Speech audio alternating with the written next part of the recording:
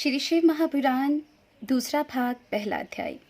श्री ब्रह्मा जी बोले, हे नारद, सबसे पहले मैंने भृगु, भव, मारीच, अंगिरा, मुनि, बहिनी और पितर को उत्पन्न किया और सृष्टि बढ़ाने के लिए कहा।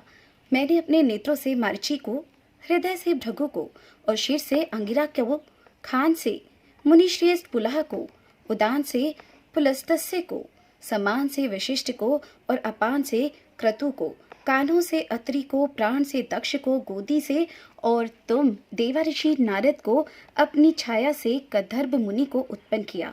इसके पश्चात मैंने हृदय से धर्म को, पीठ से अधर्म को, होठ से मोह को और बोह से क्रोध को उत्पन्न किया। इसके पश्चात मैंने सरस्वती को उत्पन्न किया, जिसको कि देखकर ही काम से पीड़ित हो गया और उसके साथ रति की इच्छा करने लगा, क्योंकि वह तीनों लोगों को मोहित करने की शक्ति रखती थी। मेरे पुत्र मुझे इस अवस्था में देखकर मुझ पर हंसने लगे और शंकर जी की स्तुति करने लगे ताकि मैं इस घोर पाप से बच जाऊं। मेरे पुत्रों की प्रार्थना पर कृपालु व दयालु शंकर ने प्रकट होकर मुझे समझाकर इस पाप से बचा लिया। भगवान यथा समय इस प्रकार अपने भक्तों की रक्षा किया करते हैं। मैं पाप से बच गया, लेकिन मोहवश होकर शंकर जी की निंदा करने लगा। इसके पश्चात मैंने अपने मुख से संध्या नामक एक कन्या उत्पन्न की। उस कन्या के समान तीनों लोक में कोई भी सुंदर न थी। उसके मस्तक पर काली घटा के समान बाल लहरा रहे थे।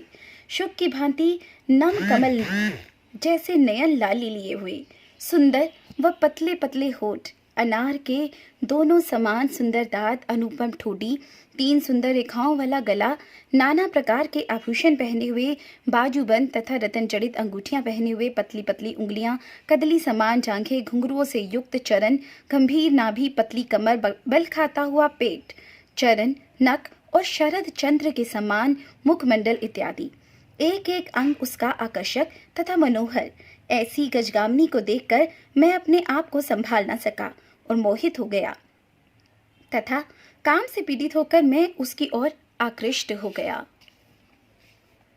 लगा मैं बुद्धिहीन उसकी रूपरेखा पर मोहित होकर अपने अनेकों प्रकार के विचार अपने मन में लेकर धीरे धीरे उसकी ओर बढ़ने लगा।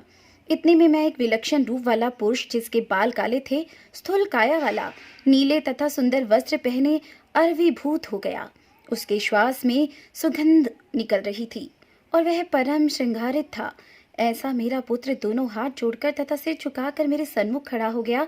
उसने मुझसे पूछा, प्रभु, मुझे मेरा नाम तथा काम बताइए। उस सुंदर पुरुष की बात सुनकर मेरे आश्चर्य की सीमा न रही। मैंने कहा, वत्स, मैं तुम्हारा नाम मनमथ रखता हूँ। इसके अतिरिक्त मथन, काम, मदन इत्यादि भी तुम्हारे नाम है। तुम अपने बाणों और सौंदर्य के द्वारा सबको बस में कर लोगे।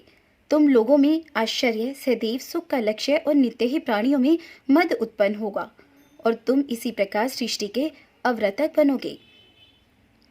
इस प्रकार का वर देकर मैंने उसका सम्मान बढ़ाया और अहंकार में भरकर अपने सिंहासन पर बैठ गया और अपने सभी पुत्रों से कहा, देखो, कामदेव का पद सबसे ऊंचा है। मेरी ये बात सुनकर काम ने धनुष पर वह बाण चढ़ाया कि उससे सभी की बुद्धि नष्ट हो गई। धनुष को कान तक खींचकर वह विचार करने लगा कि पिता माँ के वरदान की परीक्षा करनी चाहिए। इस प्रकार सोचकर उसने मोहन नाम का बाण मुझ पर छोड़ दिया। साथ ही साथ उसने हर्षण, रोचन, मोहन, शोषण और बाण, इन 5 बाणों को मुनियों पर चला दिया। संध्या पर इन बाणों का कोई प्रभाव नहीं पड़ा। ये देखकर कामदेव ने उस पर भी अपना एक बाण छोड़ा, जिससे संध्या में भी विकार आ गया। वह भी काम के वश में हो गई। उसके शरीर में रोमांच होने लगा, जमाइयां आने लगी और 64 कलाओं का प्रयोग करके वह अपने अंगों को संचलित करने लगी। हमारे मन में भी विकार उत्पन्न हो चुका था। एक प्रजापति ने भी उसके इच्छा को मारीच, अत्रि और दक्ष आदि सब महर्षि इंद्रियों के विकार को उत्पन्न हो गए। हम सबको काम से पीड़ित देखकर कामदेव को अपने कर्म तथा बाणों में विश्वास हो गया। दूसरा अध्याय सुनने के लिए जुड़े रहे दिव्य दृष्टि एक अद्भुत सोच के साथ। श्री शिव महापुराण दूसरा अध्याय।